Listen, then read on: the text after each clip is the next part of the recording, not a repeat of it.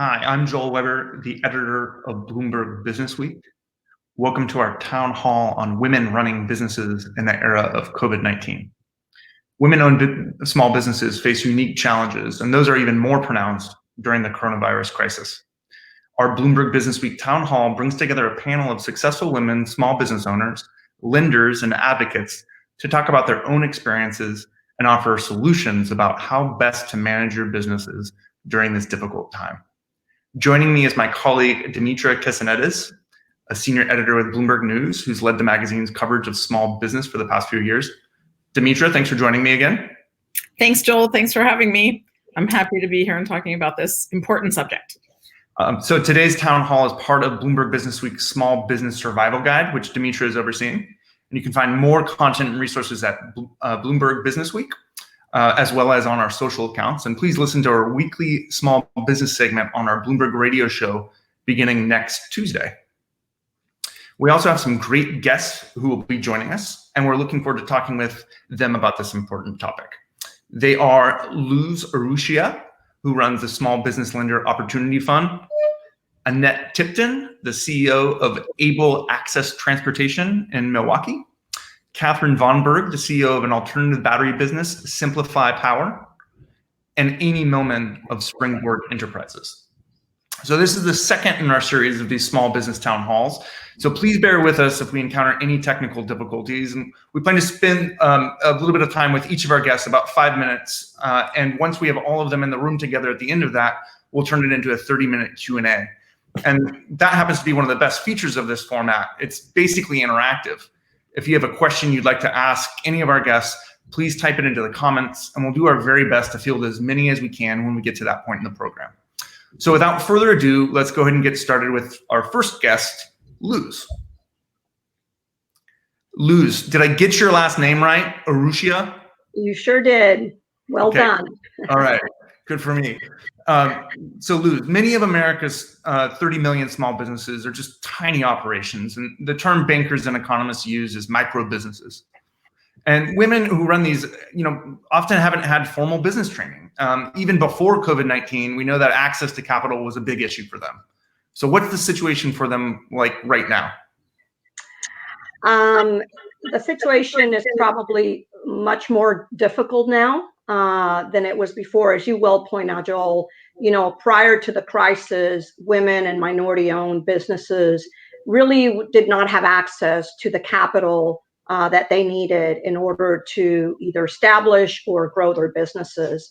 And so if you look at what has happened since COVID, and in particular spending, a little bit of time on, getting access to these PPP loans that were designed to help small businesses. The first round was particularly skewed toward larger businesses and preferred or established customers of big banks and lenders.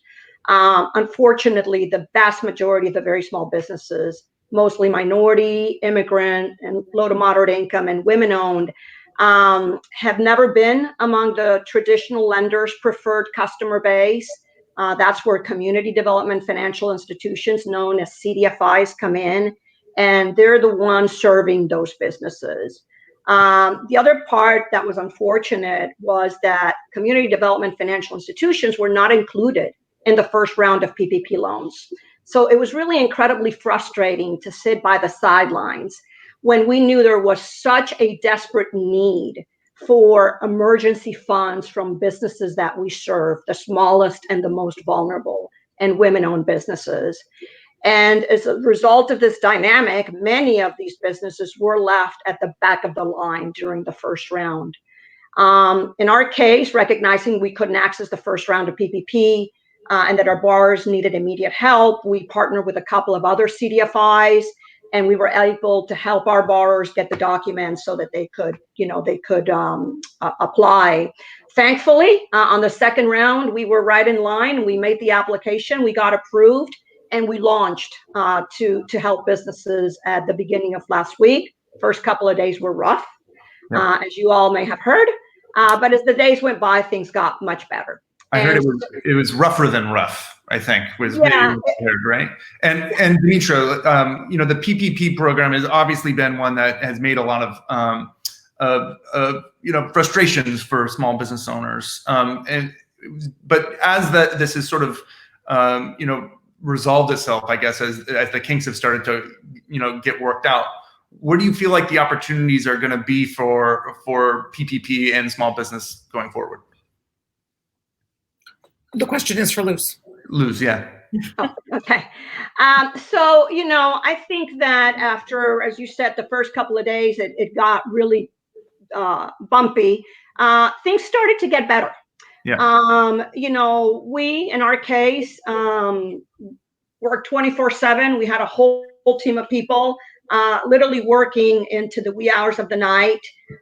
We also knew that there were a number of CDFIs that were working with women-owned businesses, minority, immigrant businesses that were not part of the PPP program. And so we reached out to them to help their customers. So we were not only helping our customers, but their customers. Organizations like Camino Financial, Gusto, DoorDash with their Kitchen Without Borders, Grameen America, who's a special partner and friend, also provides microloans to low-income women. So over the past weeks, we have been able to process and get approval for about 350 loans worth over $7 million. To give you an idea of these loans, the average size is $15,000. That's 1.5. Yeah, which is very small. Yeah, very, very small, right? And those are the borrowers that don't generally get served by traditional lenders. And so while the loans are very small, what you will find is that they will have a huge impact on whether these businesses survive the crisis so that they can reopen, rebuild, and revive the economy. So you're talking about outreach that you've done, which it sounds like, especially for this particular population of businesses, so small, sole proprietors, food trucks, food businesses, salons and stuff, they might not even be aware of some of this stuff. The outreach is essential, right? To tell them, hey, you know what? There is some help for you. We're going to help you get that help because your business is important to this community. I mean, can you speak for just a minute to that? And then we'll move on to introducing our next guests. But I felt like that was important. So, yeah, I mean, once we were ready, we sent out 5,000 emails to existing borrowers of ours and 2,000 to previous borrowers to let them know, hey, we're ready. call us, here's the information. We learned that there is a lot of lack of communication from lenders and a lot of lack of support to understand what is needed and making sure they're providing all that they have to provide. Some lenders have applied in many places because, people are desperate and they don't know whether they're approved or not. They're not getting callbacks. And so having that outreach, and frankly, some of the larger banks and big lenders are not prepared, don't have the capacity to help borrowers get all their documentation together. Right. So, when I hear our folks talking to businesses, when they go, we are so relieved that you guys are calling us back and letting us know where we are in the process and what's happening and what we need, that's really important, because that level of handholding is really not happening for these small businesses that are applying for loans. So speaking of one of those small businesses, let's go ahead and bring Annette Tipton in. Annette's, like I mentioned before, she's the CEO of Able Access Transportation in Milwaukee. Annette, thanks for joining us. Thank you for inviting me. So Annette, you've had this sort of incredible story. You started with one car, now you're up to 60, I think. You've got dozens of employees. You've gone through 9/11, you've gone through the financial crisis, the Great Recession. How is your business faring in the pandemic? Well, because we're a non-emergency medical transportation company, we believed that we were almost recession-proof, because medical trips always had to occur. People had to go to the doctor. And when it came to this pandemic and the hospital shut down and the doctor's offices stopped seeing clients, etc., then our business dropped 90% immediately, like almost overnight. In one of the contracts that we have, we transport individuals to senior centers. So as the senior centers closed, the seniors still needed meals. And so we transitioned and worked with our county contract to do meal deliveries. So in lieu of transporting people into the service centers, we're now delivering meals, and we're doing that not only for our existing customers, but they've also added on other transport companies or rides that they're not taking. So the thing in this pandemic is you have to be able to pivot. And so you have to look to your customers and you have to ask them questions. What do you need? How can we help? And in this case, our customer came to us and said, well, how can we need this? Can you help us? And our intent was to keep our employees working as long as possible, to keep them on staff, to keep them on benefits, etc. So the experience that we had with PPP was probably about the same, but I don't want to keep talking too much. So just a reminder for our viewers, there's a hashtag BW Town Hall where you can start to pose questions for our guests, and the more that you are able to ask us, the more that we'll be able to ask them. So just a friendly reminder on that. Demetra, do you have a question for Annette? Well, I was going to say that if there was anything in particular, there's a pivot. Now, you've had a lot of experience as a business owner, but in these last couple of months, one of the big things we're talking about is resources, especially for women business owners. Has there been any particular resource or any place that you've turned to that you found especially helpful in figuring out even how to manage the pivot? Well, what we've done is we've joined chambers of commerce, and we've kept in very close contact. So I sit on a CEO roundtable, and we shared information. As everyone received information, they sent it out to each of us. So we're pretty much on top of the loan application. The loan application process was a bit daunting because we bank with one of the larger banks, and initially their intent was, I don't know that they wanted to really give out loans. So we sat in limbo for quite some time. So we applied for the EIDL loan and heard nothing back. And then we applied for the PPP loan. So the PPP loan has come through, but the timeline in which we are to expend the funds is very constrictive. So the funds came in the middle of a pay period. So we're supposed to bring people back, and they're on partial unemployment and that kind of thing. So kind of extending that PPP timeline is going to be really necessary. Otherwise, we're going to end up in a bad position, right, where we can't expend all of the funds within that time frame.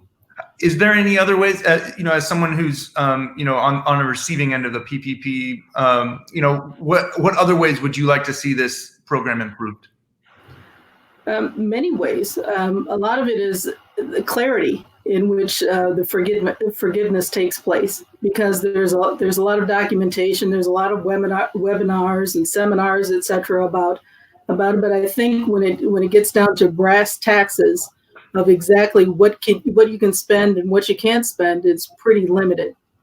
And the thing that I think a lot of people are going to struggle with moving forward is when business does crop up. So as we've burned through our receivables and as we've burned through the PPP funds, somewhere down the line, the hospitals are going to open up, and and the senior centers are going to open back up, and we're going to need to really start working on business, and having the funding available at that point in time is going to be a problem, not only for us, but I've heard that kind of across different small businesses that I've spoken with also.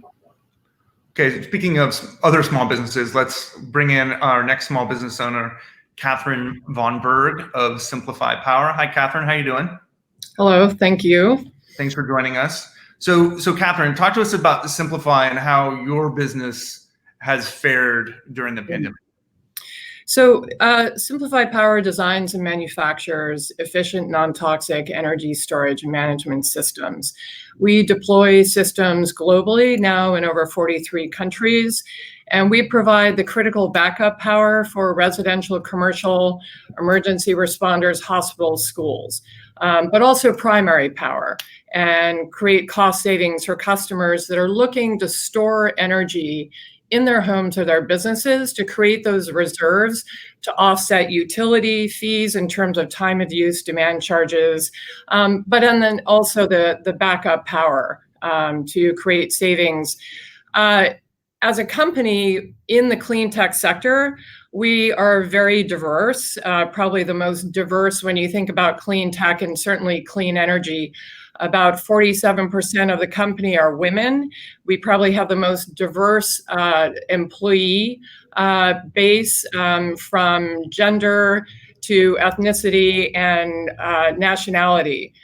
What that has done for us is given us a very diverse base from which to make decisions. And the company really is trying to execute on this triple bottom line: people, profit, and planet. So it's a different PPP. Yes. Yeah. Okay. Exactly. Maybe a better one. Yes. And I have with that context, we founded in 2010, and we have chosen, and primarily being a female CEO, women in the clean tech sector, certainly when they go out to raise money from venture capital and indeed commercial banking institutions as well, but they tend to raise money less often. And when they do, they raise less. And so for me, founding the company in 2010 with others, the vision was really to create a company that grew based on revenue and the efficacy of our technology in the US market, but also overseas. Having grown for years on revenue, it has made us very fiscally disciplined. We've been doubling, tripling year over year, but we have weathered some really drastic downturns in terms of the market, the economy, global interruption in supply chain, all these issues. So when COVID hit, and it was on March 19th that Governor Newsom announced the stay-at-home order. And so as of that Thursday night, we sent all our staff home, and including our manufacturing, as well as our administrative. And we spent the next 6 days shut down, except the core 4 of us, and came in and rearranged our manufacturing line to honor not just 6 feet, but better than 6 feet, but at least 6 feet distance between all our manufacturing. We worked with our international supply chain to get our own PPPs in for our employees during that 6-day term. We actually hired a full-time person to come in who was out of a job, and all they do is circulate through our entire facility 4 times a day, disinfecting everything from offices to the manufacturing line. Everybody's wearing masks and gloves. Nonetheless, we paid all our employees at their full salaries during that 6 days. Again, the fiscal discipline has caused me, the company, to really plan for worst case scenarios.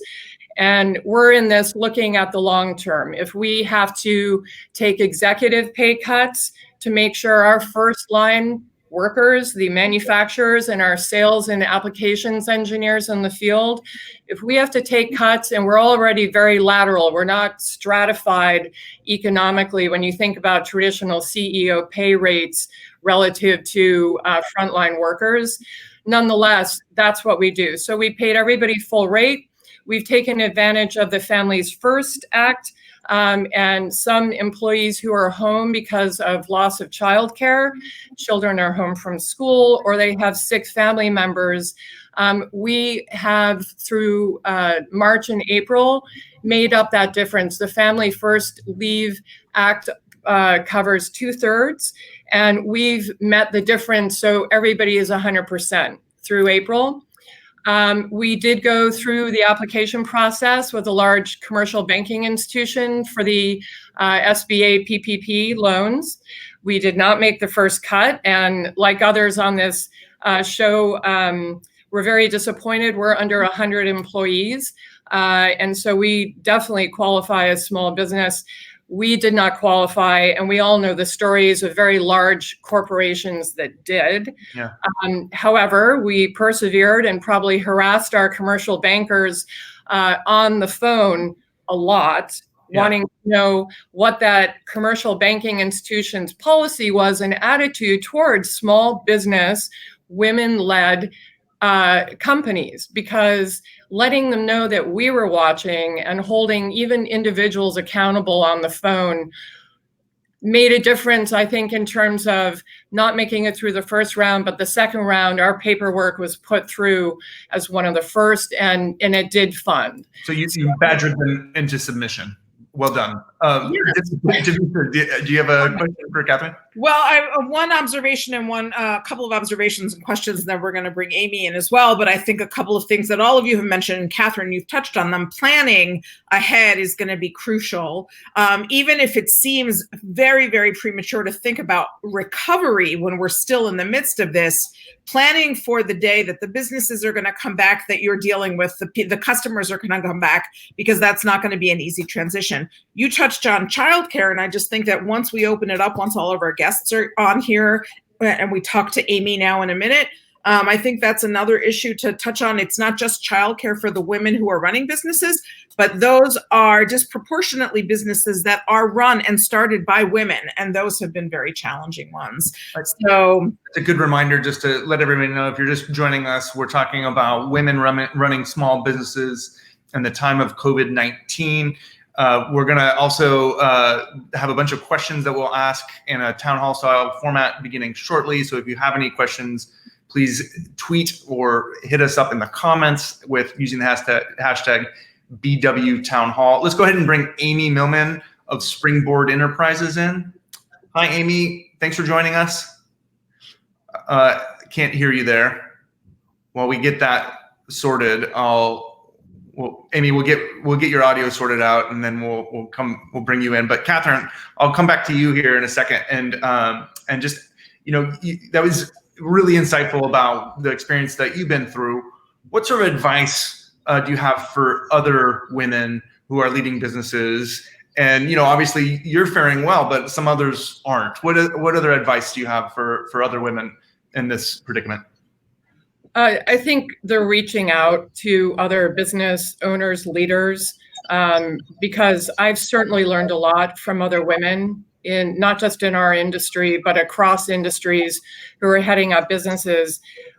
People's stories and their actual life experiences in business count for a lot.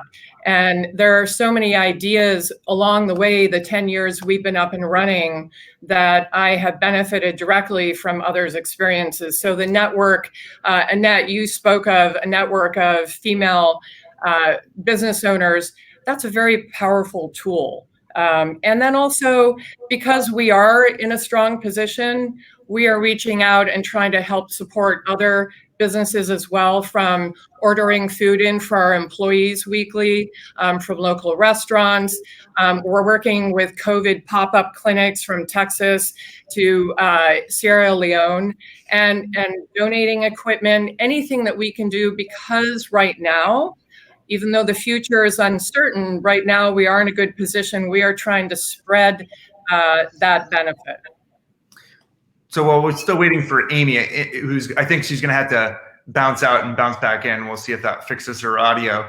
Luz, I want to go back to you and talk about Opportunity Fund, because these are really, you are able to do super small loans, right?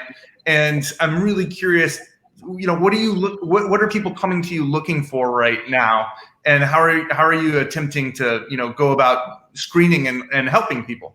Sure. So a number of things. Our existing borrowers, we have over 6,000 small businesses in our portfolio, most of them with less than 10 employees, even in cases with less than 5 employees. And so many of them are coming and are asking just for payment relief. I can't make my loan payment, which we have completely, launched a relief program to stop loan payments, in some cases, forgiving loan payments.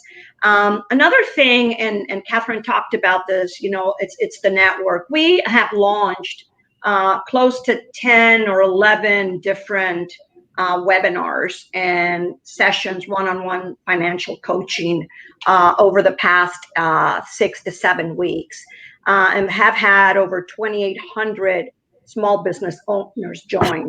And this is everything from, how do I retain my customers? How do I manage through the crisis? How do I plan and manage my cash? Financial and tax advice. How do I work with employees? How do I help them? And so I think that financial coaching and technical assistance has been something that has been very valuable to businesses. The other thing is cash. They need cash right now. The PPP loan is a good start, but it's a lifeline. It's 2.5 months worth of payroll.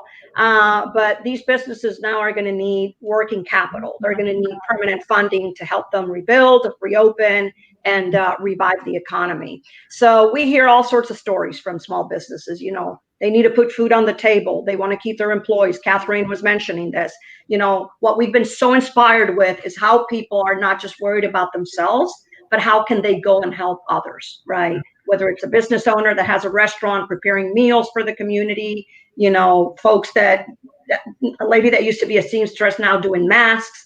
So it's been an outpouring of love and empathy and care for their community. And Joel, you make an important point again. Sorry about the cash.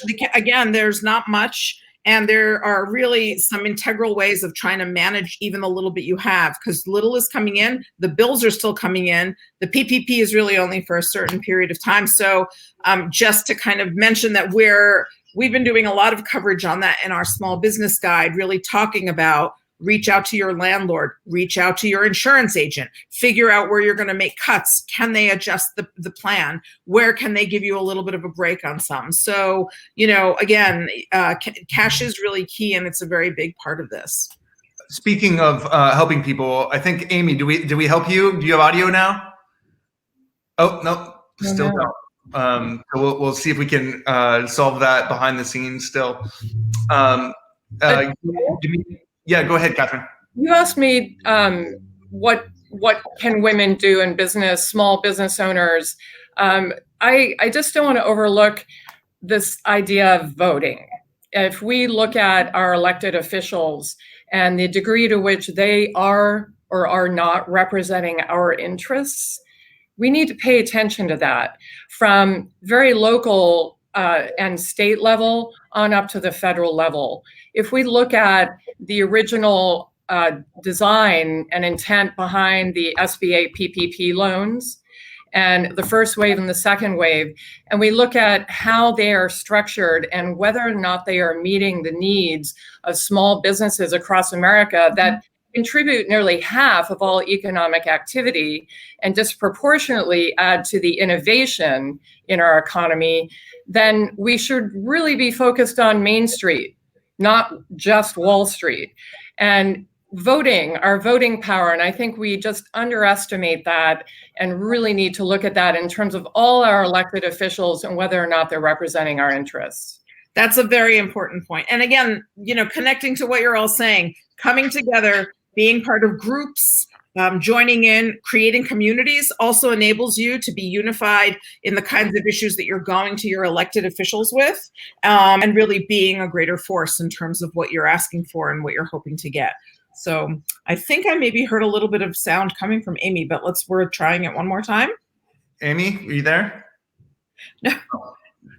Alas. Technical difficulties in the age of COVID. Annette, I want to bring it back to you there, and we've heard Catherine talk about her business. We heard you talk about yours. I'm also interested if you have advice for other women who are also trying to manage their businesses. What advice do you have for them? So in current times, stay in very close contact with your accountant. Stay in close contact with your attorneys. Stay in contact with all of your network that they can give you good advice of things of what to do to move forward, especially with your accountant in terms of expenditures to help you figure out what to cut and what to set aside. And I think that's going to help people quite a bit. And pay attention to all of the information that's out here that's going to help you. But another thing too is really, you really have to pay attention to what your business is doing, where your profit levels are, if you are still operating, and if you're not, what it looks like, what your plan looks like for you for a restart or a soft restart, or are you just going to open up the doors? It really kind of depends on the industry that you're in. So for us, we're kind of afraid that the floodgates are going to be opened, and then we're going to get kind of slammed, right, which is a good and a bad thing all at the same time. However, we have to plan now about how we're going to react to that. How are we going to process the calls when they start coming in, and all of those kinds of things. So really having a forward-looking plan, and also because there still is no cure for this virus, we also have to prepare and make sure that we're doing social distancing within the vehicles, and we still have to maintain the high level of sanitization that we're doing, and keep that going long term. The other thing too is finding cleaning products for vehicles, and just the PPE in itself, although they're ramping up production for a lot of it, but it still is pretty challenging to find. That's an interesting point you raised, given your business so specific and very important. I mean, important to everybody. Catherine mentioned the full-time person going through and cleaning, but you have vehicles with different people in those vehicles at different times, and people who have to drive them. So I find that to be a very interesting question. I was going to say, a lot of what's happening now also might lead some people, whether they're running their own businesses or not at this moment, at some point in the near future, to look at starting their own businesses. Perhaps they've been laid off from a job, and maybe they're going to see an opportunity. So I wonder what advice any of you have for the women who are thinking, oh my gosh, well, what am I going to do? I have a skill. I have another one. I might actually think about starting my own business as we come out of this. And what is like the one key piece of advice that a woman, anybody really, but we're talking about women business owners, should bear in mind as she's looking at this landscape and thinking about starting a business now or in the months ahead? With us, there's a Wisconsin Women's Business Initiative Commission, and they're called WIBIC, and they have classes that are called like Start Smart and that kind of thing. So it helps you with your business planning and takes you through what your product is and marketing and finance and those kinds of things. So if you can find a local class that you can take that's going to help you walk through the plan. There's also within these training sessions, there'll be other people there that can give you immediate feedback based upon your plan. So they, when you're in a classroom environment, people are pretty honest. Well, that's not such a good idea, or maybe if you did this, or maybe if you did that. So it still kind of goes back to the networking, but you're still in a classroom environment. Yeah. Okay. Let's see if Amy's with us now. Amy, are you able to communicate? The quiet corner. It's still. How about now, Amy? Can you hear us? Nope. Okay. Okay. Demetra, I think we should go ahead and open it up to some social questions that people have been asking using the hashtag BW Town Hall. Do you have one that you want to start us off with? One question came through from one of our listeners, and it was about federal contracting and how there are a lot of opportunities. There have been. I also want to point out that in addition to the various resources we've mentioned, we should mention the Small Business Administration as a key resource for women business owners for all of the challenges that they're confronting right now. They've been there for women. But what is the landscape like right now for businesses? And is that an area that, because of the particular challenge that we're facing now, presents more opportunity for women, federal contracting? Do you guys have any experience with that? And if one of you could speak to that. We have a federal contract. And so we've had that contract for a number of years. And to get started, work with the SBA and gain certifications, because the government contracting has what they call set-asides. So the set-asides is they'll issue a contract for a service or a product, and they may set aside a certain portion of that business to be used by a veteran-owned small business or a women-owned small business or things of that nature. So work with SBA and get yourself certified so that you would be qualified to bid on the contracts. Okay. And right now, I think the federal government is cutting back quite a bit, but they're the number one spend in the United States. So that would be the biggest customer and the biggest growth opportunity from a small business standpoint, because there are so many contracts that are set aside for women-owned businesses and small businesses and things of that nature. Luz, I want to bring you in on the conversation because you have so much experience just helping people get ready to access capital. What advice do you have for folks? The first thing I would say is make sure that your personal finances are in order, right? That you understand. I mean, a lot of particularly small businesses, sometimes commingle their personal and their small businesses, and it's one and the same. And so it's hard for lenders to be able to decipher, what's the cash flow that the business has in order to understand the size of loan that they can get. So from the beginning, get your record straight, make sure that you keep your finances for your business and your personal finances separately. Some lenders use credit scores, FICO scores. Some of us don't, but some do. And so understanding what your credit score is, talking to local credit counselors to be able to improve your credit score, that is important. And making sure that you have, there's a lot of community development financial institutions and community development partners locally. They are nonprofits.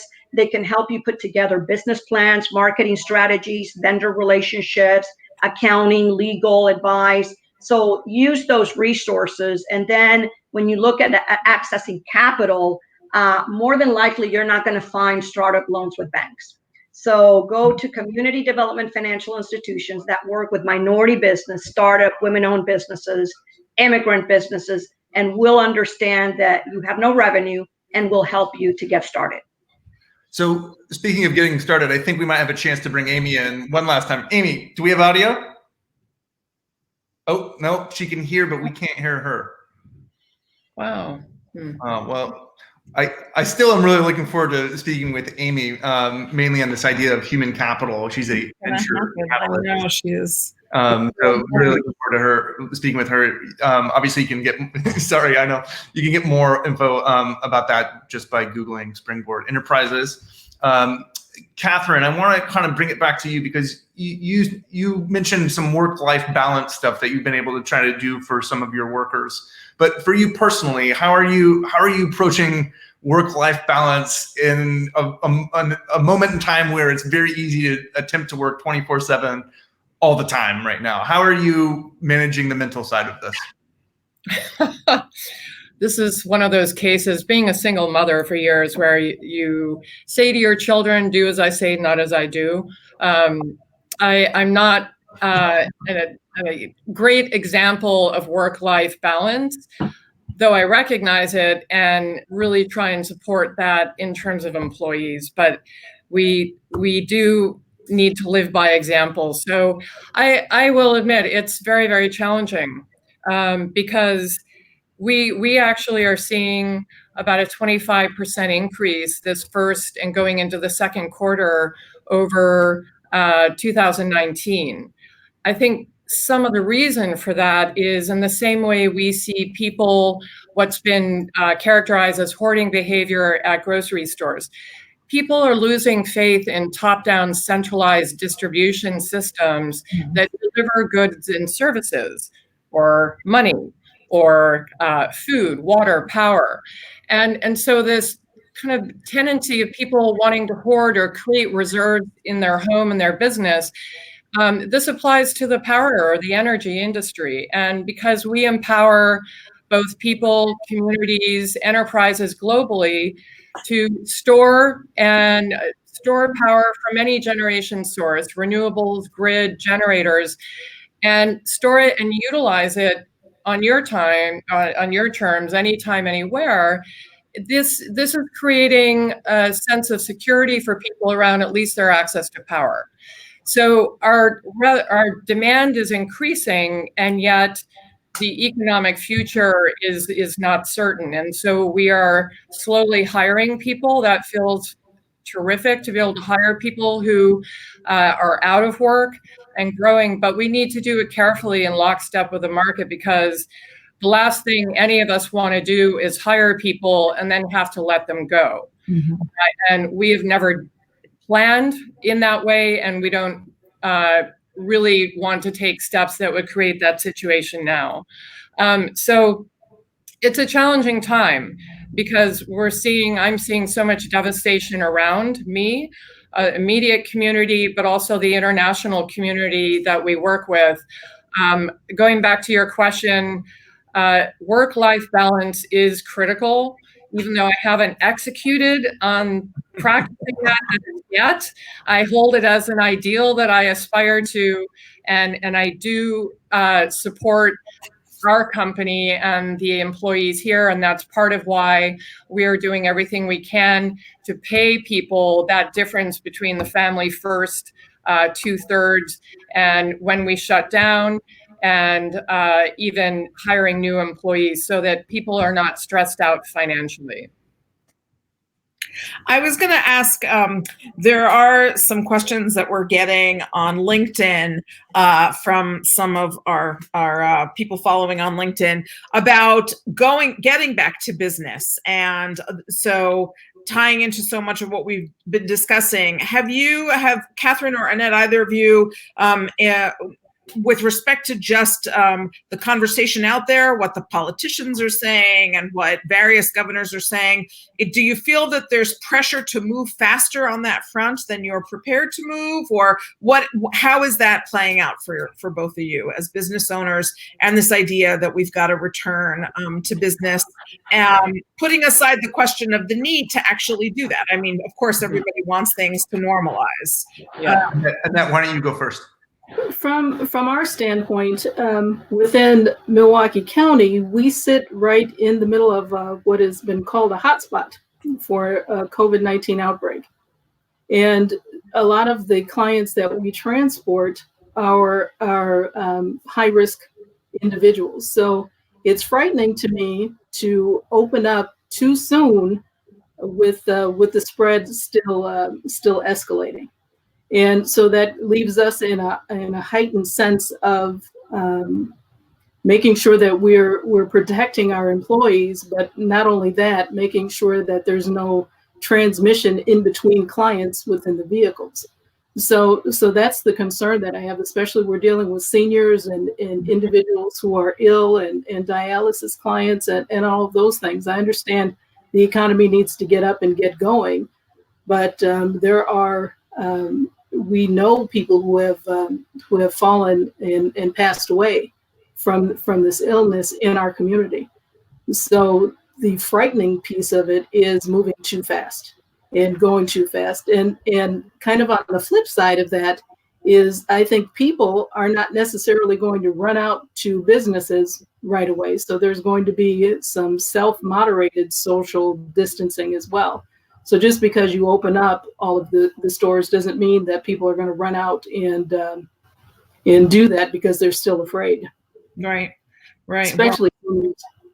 And your business is specifically about, I mean, you are dealing, as you say, with people who are vulnerable, but it's meant to help people. You're transporting them. The whole point is that it should be a service that's going to enable them to get better care in some way, the care they need, and to be better than what they are. So a caution indeed. Catherine, I don't know if you have any thoughts to add in terms of just the feeling and the sense of needing to get back to business and external forces weighing on that. Yeah. Well, the economic hardships is the biggest force I think we've felt, but also as a essential critical workforce in energy and also as a manufacturer, we knew that we needed to remain up and running, especially because we are working with hospitals and pop-up clinics that are directly treating COVID-19 patients. I think for me, the biggest fear really is that there isn't direction coming at a national level about the critical need for safety measures and testing. And so if everybody could have masks and gloves and our entire governmental structure was dedicated from the federal on down, we as a company have put our supply chain overseas in touch with local hospitals to help them access PPEs because they haven't been able to get them elsewhere. But to see kind of national leadership on safety equipment and testing. Statistically, if you look at the numbers, there are about half as many people who are silent carriers or asymptomatic than there are people who are symptomatic. And if we could find the tests so that we could test who is sick, who is a carrier, and isolate them in addition to people who are sick or at high risk, perhaps if we had done that from the start, we wouldn't have had to shut down the economy. Everybody 60 and above, and people who are at high risk, and testing and getting the silent carriers sequestered, it would have had a very different outcome for us if we had been able to do that. But it's never too late. We can do that now as the economy is reopening and all of us are talking about, we look at our businesses and our employees and communities we live, this idea of testing and having protective equipment is so critical. Mm-hmm. Okay, one more time. We're going to try and bring Amy Millman in. Amy, are you with us? Can you hear? Yes. Yay! Yay, hooray. I tried everything back to the trusty laptop. So everything that you all are saying are so incredibly important and relevant to what we are. I can bring a few things in the few minutes we have left. We work a lot over 20 years, again, with life science and digital technology-driven companies. And so a little bit different dynamic than what you see in small businesses. And specifically on this front, most of my companies are venture-backed. So they get equity investments. And you would think that that was a really positive thing. But if you don't have a very strong relationship with your investor, the chances are that you probably were not going to get additional support. And if you were just starting the relationship with an investor, mostly they all pulled back. So that was a big problem. But even worse than that, the PPP rules said that you were not eligible if you had an investor that in the aggregate had more than 500 employees in the aggregate of all their investments. So for the most part, the companies were not eligible. So they had to rely on their current investors to be able to shore them up or to work with them.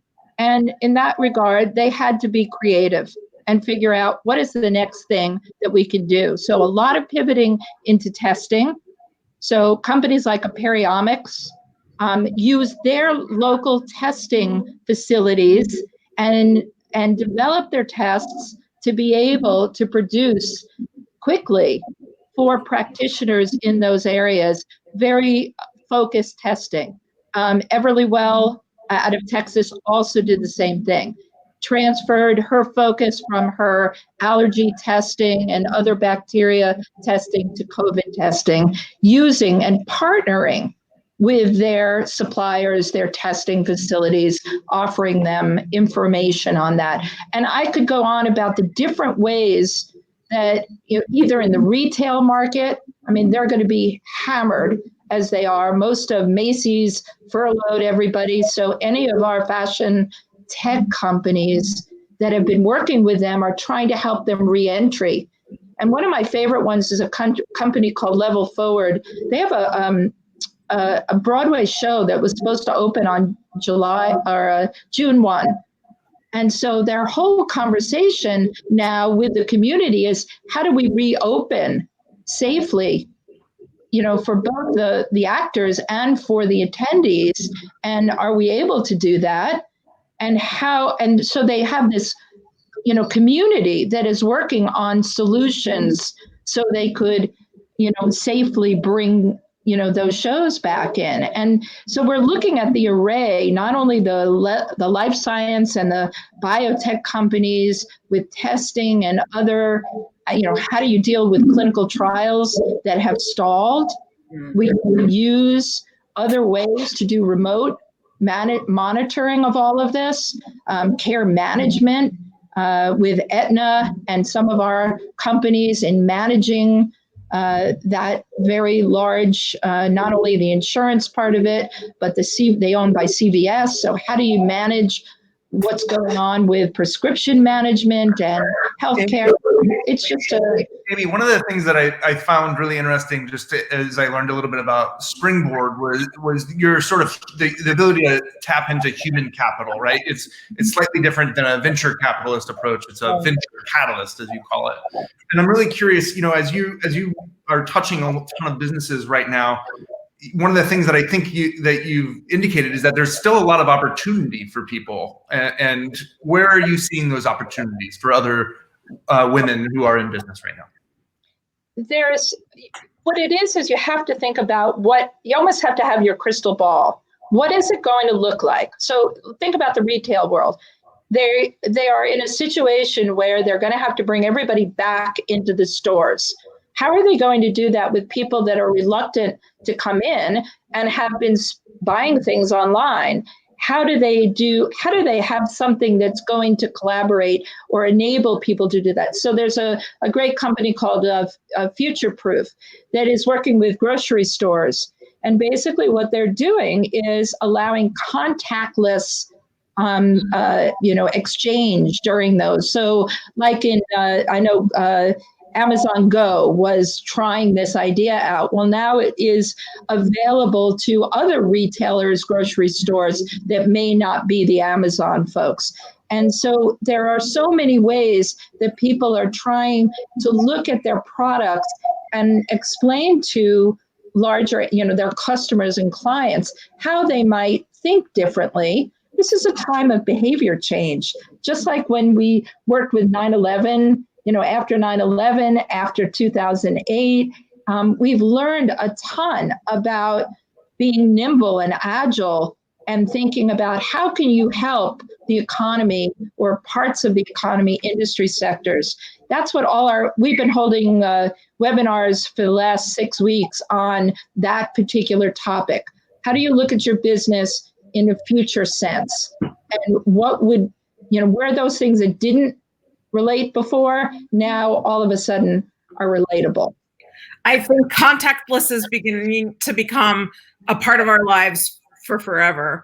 So it's so interesting to hear you talk about all this. And it's exactly that, just thinking about how people are getting goods, engaging in things, but in ways that are very different than before. And do people even, sometimes it's as simple as, is the physical space that they occupy for their business one that can be reconfigured?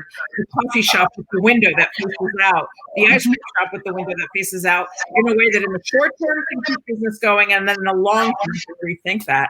So Amy, one question is, so what is the landscape looking like going forward, do you think, the VC landscape? I mean, it's going to be challenging, or there are going to be particular challenges for women going forward with that kind of funding for their businesses. Could you give us a little bit of a look forward into that? No, I'm pretty bullish on it. And the National Venture Capital Association actually came out with a report a little while ago that said that because the investment funds had raised a lot of money by the end of last year, beginning of this year, they have a lot of capital to put to work. And they're going to have to do that because they have a timeline. So this is, these are opportunities to think about not what happened before, but and what was difficult to do before, but now, wow, testing. We're going to have to really look at testing a lot, because it's not just this pandemic, it's everything in the future. Who's ready for that? Telehealth is going to completely change the way we interact with hospitals, with our doctors, and everything on that front. I imagine that Catherine will find it in her business, in energy as well. How do we think completely differently? What was those sort of harebrained schemes before that now all of a sudden make a lot of difference? And then, with the net, we have a lot of those companies that were in that space. And how have they figured out another way? I mean, a company called Aaron Solutions that actually has been employing more people now to do errands for all kinds of purposes that, again, now give her a tremendous marketing power now that people now recognize her. Okay, so I think we're kind of approaching the end here. So Luz, I want to go over to you, and we've talked about pivots and the future. I'm really curious, how are you communicating with women who are coming to you about how they should be preparing for the future, even if it might mean a completely different version of their business? We've already seen it, actually. A lot of our business borrowers, they're resilient. They're very resourceful, and they're very resilient. To give you an idea, 80% plus are minority owned, over a third are women owned, 60% are low to moderate income. And so before COVID, they were resourceful, and they've become even more so since. So, thinking about a lot of the things we've talked about, investment in digital platforms. I mean, we've seen a number of businesses, which it hasn't been easy, right, to get a new ordering system, to pivot your business from being a restaurant to now having to do takeout. Hair and nail salons. I mean, places like that are going to have a real big challenge. But what we're saying is, look, COVID will be over. There are opportunities for you to think about what other alternative lines of business related to what your skills, your expertise. Is this time to go out and get additional skills, additional educations, and things that you have a passion for? And then get organized from a financial perspective, get your records in order, make sure that you have all the information that's going to be needed. You describe to them what that will mean in terms of accessing capital, getting financial advice and technical assistance, and get ready, because we do think that while this is going to take a very long time, to get back up to speed. I think that the opportunities for those that want to, work hard and reinvent themselves, I think are going to be great. Catherine, what's your closing thought for other women who are running businesses right now? There is a tool that I think would be very helpful for everybody, and they can Google it. It's called scenario planning. The Shell Corporation it conceived of this, and it sounds like a tool that's only for large corporations. It's not. One of our board members, Hunter Lovins, ran the company through in 2019 December for strategic planning, and you come up with 4 quadrants, and you can choose these axes. It can be economic growth, collapse, government control, collapse, whatever it is. It creates 4 diametrically different scenarios, and you have to think, how will your company thrive, survive, but certainly thrive in each of these scenarios? And our board member actually suggested, what if there is a global pandemic? When we were trying to pick out our axes and think about different scenarios that could play out in the future, how do we strategize as a company to thrive? And when the pandemic idea came up, I rolled my eyes. I'm embarrassed to say. I couldn't imagine, certainly not the US, being brought to a grinding halt because of a pandemic, not with our healthcare system, not with our financial resources, and look where we are. Scenario planning helped me as a CEO create reserves that are actually what are getting us through this period of time. It forces you to think about these very unlikely scenarios, and you don't have to believe them. You just have to figure out a way to survive or thrive in them. And that is an amazing tool. Anybody can Google scenario planning, and families can use it, businesses use it. It's a very powerful tool. Thank you for that. Annette, do you have as someone who's really on the front lines of this and managed to keep her business open and keep her people employed, what other advice do you have for other women who are leading businesses right now? So I kind of want to reiterate what others have said, and a lot of it is getting through this thing is relationship building. So when you're talking about relationships with your bankers, relationships with individual chambers of commerce and those kinds of things, and do a lot of networking so that you can, when you need these resources, when something like this occurs, then you have someone to reach out to. And to me, that's been pretty paramount for us in terms of moving forward. So networking opportunities, and understanding too that when you have to gain financing for your business, by far and wide, your personal credit is the thing that's first and foremost. So a lot of people forget or don't understand that you are personally going to guarantee these loans when you're getting a loan. And the other thing too is make sure that you're not intermingling your money. Make sure that you've got a clear separate account for your business and separate accounts for your personal funds. If anything, pay yourself a payroll check and make sure that you're being very diligent. Keep good records and all of those things that are paramount, because when something like this occurs and you need financing and you can't pull your records together because you haven't kept a good bookkeeping system. So, or you're not using a payroll company. So all of these things are extremely important for not only maintaining your business, but being able to operate when things are bad. So as Catherine said, being fiscally responsible and making sure that you're diligent with planning with your money. So if you have a good period of time, you have to make sure that you're carrying those funds in your business so that when you have downswings, that you're able to flow through that without having to necessarily reach out to financing.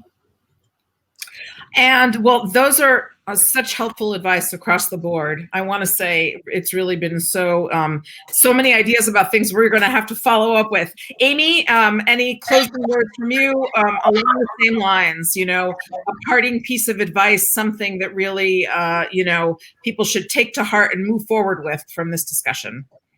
Am I unmuted? They had muted me. You're Okay. So the really interesting part that fits so well with what everybody else is saying is the planning aspect of it, to make sure that you have a plan. And I'm not talking about a 100-page business plan, because we don't do that anymore. But we call it a milestone slide. So that gives you your assumptions of what your plan is going to be. And it's like a one slide piece. And it basically says, what were your assumptions on where you would be right now? And now, how does that change somewhat? What is it that I'm going after? And how do I use that as your template for where you go? And when people have that, you can see the way forward. And the kinds of things that you have to do when your assumptions change. And then communicating that with all the people that you're working with. I mean, the success that we've seen with our companies is when they go to their partners, their customers, their clients, and talk about how they could work together and where they are intertwined as far as their success and future. Everything changed. Everybody's willing to work together. That's great. Thank you so much. So communicate, community, seek out resources, come together. Folks, if you don't have lawyers and accountants and all of that, get that stuff together. Get your houses in order and your paperwork in order. This has been a really great discussion, a starting point, I think. And Luce, Catherine, Annette, Amy, you've all given us so much to think about and chew over. We had a lot of other questions we didn't get to from people on social media. We're really glad you all tuned in. And we will be covering this on our small business survival guide, businessweek.com. Check us out. And we are doing radio hits also every Tuesday at 3:15 on Bloomberg Radio. Ladies, thank you so much. Joel, it's been great. And thank you, Demetra. This was an amazing group of just inspirational women. So thank you all for joining, and we'll keep bringing you great stuff like this in the weeks ahead. Stay safe. Thank you. Stay safe. Bye.